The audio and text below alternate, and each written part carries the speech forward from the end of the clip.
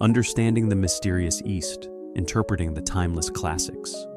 Behind myths, legends, and ancient stories lies a real world shaped by power, desire, fate, and human nature. Welcome to Mysterious East. Chapter 3: When Kindness Becomes Blindness. Today, we continue with one of the most painful lessons in Journey to the West. Kindness, when separated from judgment, can become a weapon in the hands of evil.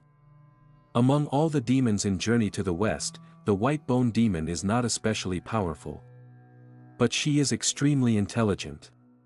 She knows very well that she cannot defeat Sun Wukong directly. So she does not attack Wukong's body. She attacks Tang Monk's limitation of perception. She transforms 3 times.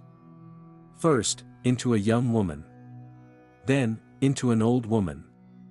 Finally, into an old man. These 3 forms represent 3 emotional forces deeply rooted in human society: compassion, filial piety, and moral obligation. The white bone demon's core strategy is simple and terrifying. She uses your kindness to hijack your judgment. The essence of this conflict is information asymmetry.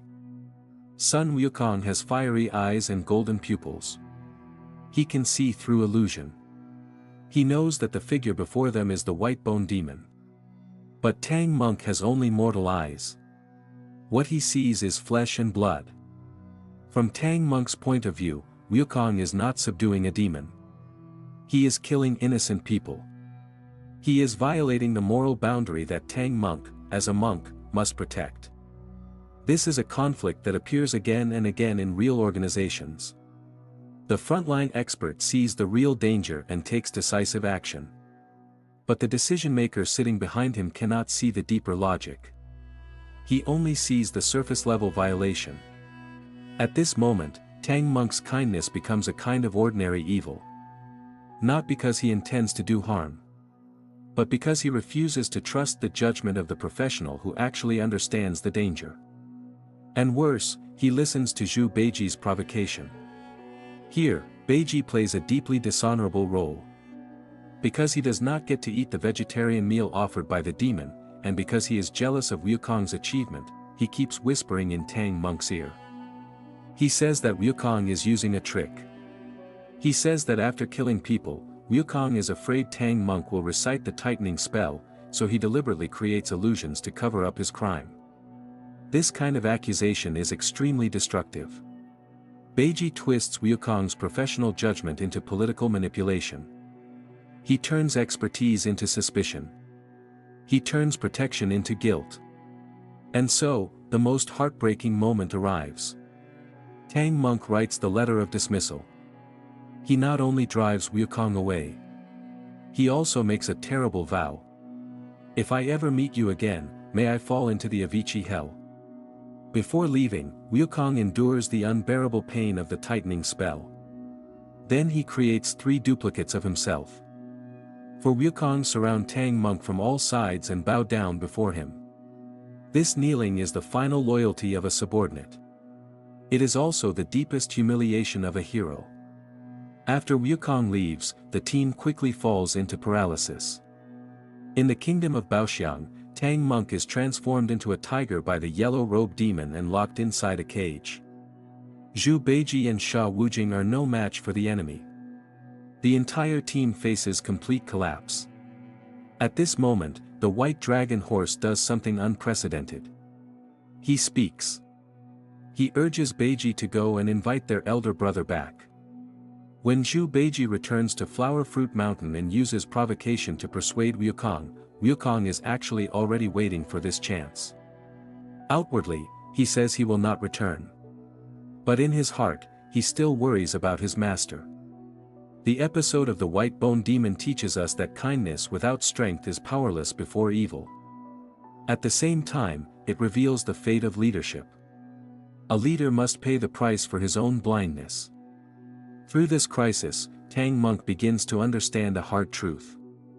In a dangerous world, moral superiority alone cannot save anyone. He must re-examine his relationship with Sun Wukong. They are not simply master and servant. They are a community of shared interest and shared destiny. Wukong's return is no longer only about repaying the kindness of being rescued from the mountain.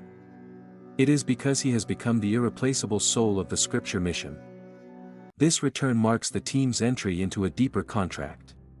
Wukong begins to discover that the real obstacle is often not the demon itself. It is the identity, background, and rules behind the demon.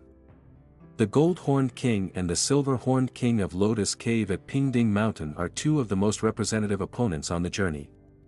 Their personal combat strength may not surpass Wukong's, but they possess one of the most concentrated collections of top-level magical treasures in the entire novel. The purple gold-red gourd, the mutton-fat jade bottle, the 7-star sword, the banana fan, and the golden rope. Where do these treasures come from? They are all personal objects of Taishang Laojun, the Supreme Old Lord. And the gold-horned king and silver-horned king are not wild demons from the mountains. They are attendants who once served beside Taishang Laojun's alchemy furnace. The political metaphor here is extremely sharp. Sometimes, your opponent is powerful not because he has worked harder than you. He is powerful because he controls access to core resources. In this trial, Wukong fights with unusual difficulty. At one point, he is even pinned beneath 3 great mountains, Mount Sumeru, Mount Ame, and Mount Tai. Even he admits that if he were trapped by such a method, escape would be extremely difficult. But in the end, he does not win only by force. He wins by using strategy, language, and the rules of the system itself to deceive the attendants. When Taishang Laojun descends to the mortal world and takes back the treasures, everything is brushed aside with one light sentence. It was my failure to discipline them properly. With that, the matter is over. This makes Wukong realize something important. Many disasters on the road to the west are not simple accidents. They are internal tests quietly allowed by higher powers. If Pingding Mountain is a struggle over resources, then the kingdom of Che-Chi is a clash of values. Here, 3 demons, the tiger power immortal, the deer power immortal, and the goat power immortal, transform into Taoist masters. They become honored national teachers. They can summon wind and rain. And unlike many demons, they do not begin by trying to eat Tang monk. Instead, they build an entire social order. Taoism is exalted. Buddhism is suppressed. Monks are humiliated and forced into labor.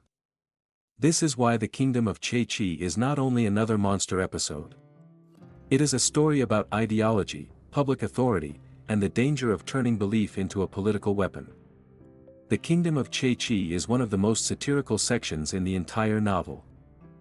This looks crude and ridiculous.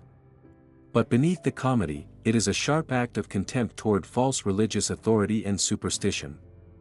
In the final contests of beheading, disembowelment, and being boiled in oil, Wukong uses absolute strength to reveal the 3 national teachers in their true beastly forms.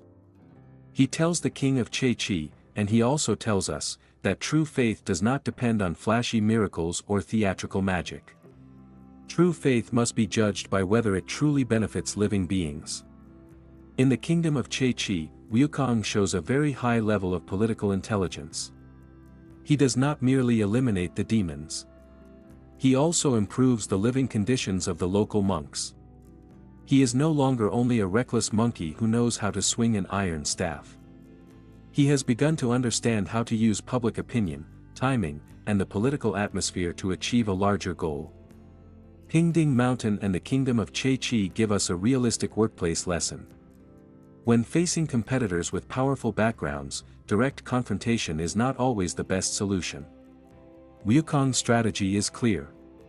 At the tactical level, he must trick the opponent into losing their magical treasures and neutralize their resource advantage. At the strategic level, he must find the higher authority behind them, such as Taishang Laojun, the Supreme Old Lord, and force that authority to step in and clean up the situation. The pilgrimage team now faces one of its gentlest, yet most dangerous, trials. This time, the test is not magic. It is the movement of the heart.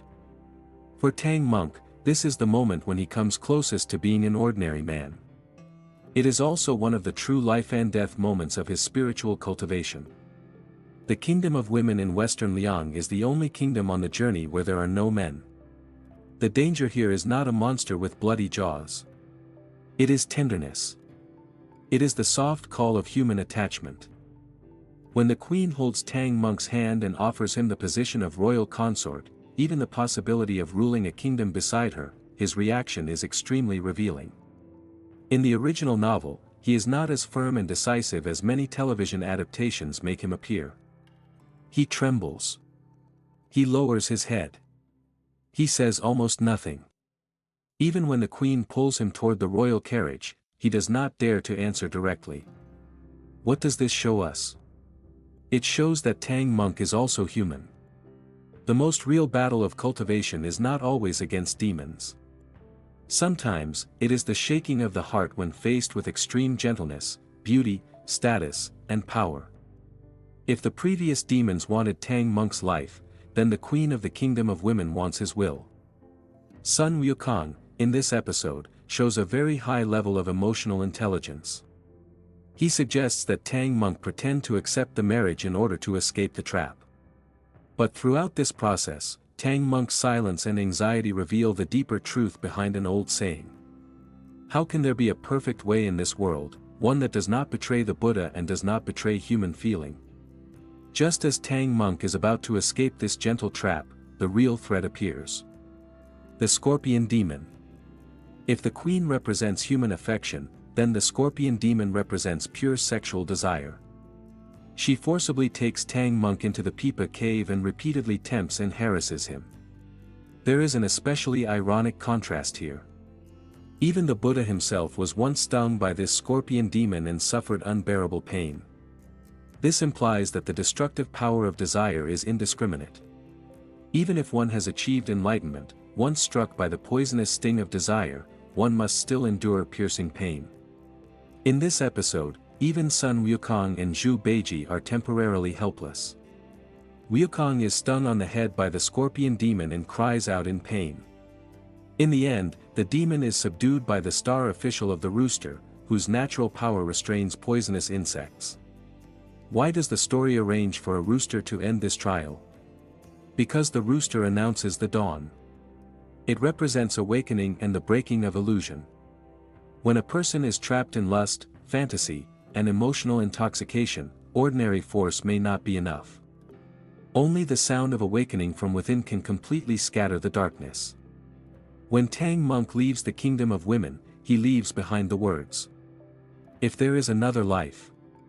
In Buddhist logic, this is actually one of the deepest forms of refusal. He does not curse the queen. He does not humiliate her. He does not deny the beauty of human feeling. But he cannot stop. For the scripture team, the kingdom of women is an important psychological review. They realize that not every danger appears as violence. Some dangers appear as comfort. Some appear as tenderness. Some appear as beauty, status, or the promise of an easier life. And for someone walking a sacred road, these may be even harder to resist than demons.